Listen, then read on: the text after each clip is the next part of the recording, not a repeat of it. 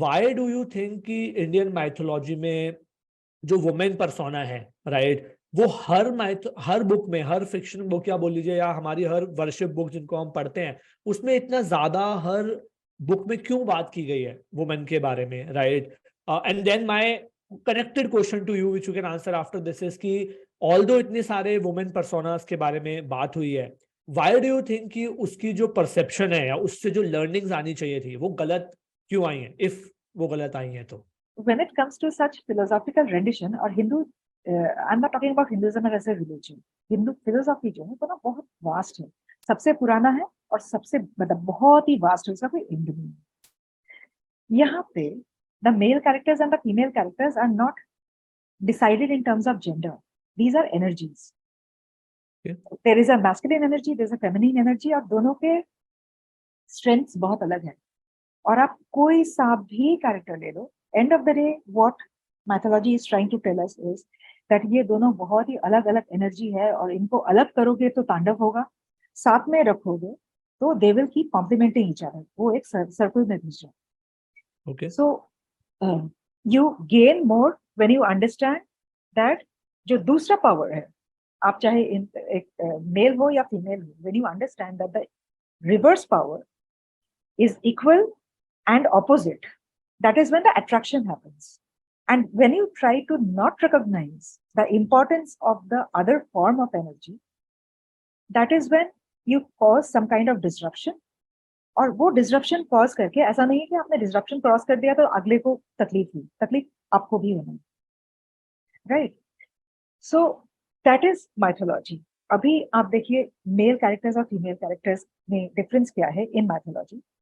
Most of the male characters are shown with bows, arrows, sword, right? They have a particular role, and women have a different kind of role. The idea was not that women cannot fight. We have Chitrangada, we have Kaikai, जो कि fighters थे. The idea was not to say that one form of energy can fight and the other cannot fight. The idea was males have a different, the masculine energy battles a different kind of war. Feminine energy battles a different kind of war. कुछ लोगों को थोड़ा सा छोटा कर देंगे तो हम और बड़े हो जाएंगे, right? That is how the ब्राह्मण शूद्र वाला डिफरेंस आया। शूद्र अपना काम कर रहा था, क्षत्रिय अपना काम कर रहा था, वैश्य अपना काम कर रहा था, ब्राह्मण अपना काम कर रहा था। किसने बोला कि जो काम शूद्र करता है वो खराब है, छोटा है, right? It was all a power equation which some people got up and said that हम बेहतर काम कर रहे हैं, तुम घटिया काम। और बिल्कुल उसी तरीके से कुछ लोगों ने सोचा कि इस तरह से डिफाइन करते हैं कि औरत को बाहर का काम करना नहीं आता है, औरत को घर पे रहना चाहिए और इस तरीके से रहना चाहिए, उसकी जगह ये है, उसकी औकात कम है। एंड जब एक when you have the pressure of too many people on one side telling you and scaring you off, पहला रिएक्शन यही होता है कि आप डर जाते हैं या फिर आप कंफ्यूज हो जाते हैं।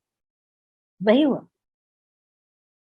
And that's why now these are the people who are saying मुझे भगवान के बारे में बेहतर मालूम है, तो उन लोगों को संस्कृत मालूम है, तो वाल्मीकि या वेदव्यास का टेक्स्ट पढ़ के उनका मतलब उन लोगों ने जैसे निकाला, हमने वैसे ही बिलीव किया और वो परंपरा में चले आते रहे। You know, if you remember Ishan, आपको जब बचपन में रामायण महाभारत की कहानियां सुनाया गया था, राइट?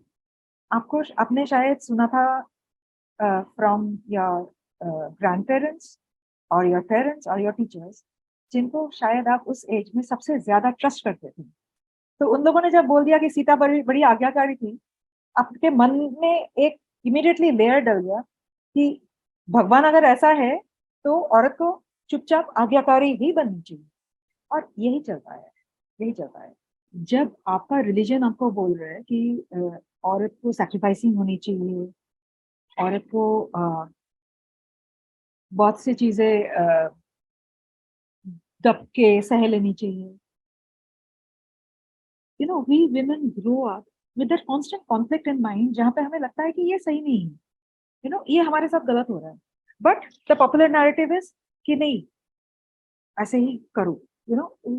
ऐसे Ishan, for example, when you were growing up and you went back to your parents and spoke about, I mean, I'm just making an assumption, it's not personal, that when you spoke about something that you are not happy about or something where you have failed and you really don't like the feeling of that, 90% of the cases आपके parents ने बोला होगा कि ठीक है, हो जाता है, आप उठो और लड़ो और इसको ठीक करो, right? 99% of the women, when they go back to their parents, और कोई नहीं, parents, and talk about that, उनको बोला जाता है कि औरत को ना थोड़ा सा दब के समझ लेना चाहिए, मतलब देखो ठीक है, तुम्हारी बेइज्जती हुई है, तुम्हारे घर पे हुई है, एंड देन आवर प्राइमरी जो कंप्लेंट्स होती है, फाइट्स होती है, वो घर पे है, you know, brother, father, husband. So या थोड़ी देर वो लड़ाई लड़ने के बाद ना हम लोग उसको छोड़ देते हैं, because we are very fond of the people we are fighting with, we really love them. तो हम उस लड़ाई को ज्यादा खींच नहीं पाते, बिकॉज कहीं ना कहीं पे हमारा प्यार बीच में आ जाता है। एंड लड़के, they are not taught to, you know, in their upbringing it is not there कि सही तरीके से इज्जत करके, understand करके, you know, they live the life with that equality in their brain। कहीं ना कहीं पे they expect that ये चुप हो जाए, ज्यादा ना बके, ज्यादा ना एक्सपेक्ट करे। Thank you so much for watching the clip. अगर आपको ये क्लिप अच्छी लगी हो तो consider watching the full podcast also. अगर अभी तक चैनल को सब्सक्राइब नहीं किया है तो चैनल को भी प्लीज सब्सक्राइब कर लें, ताकि जब भी हम आगे ऐसा कंटेंट डालें तो आपको वो कंटेंट रिकमेंड हो और आप उन वीडियोस को आगे देख पाएं।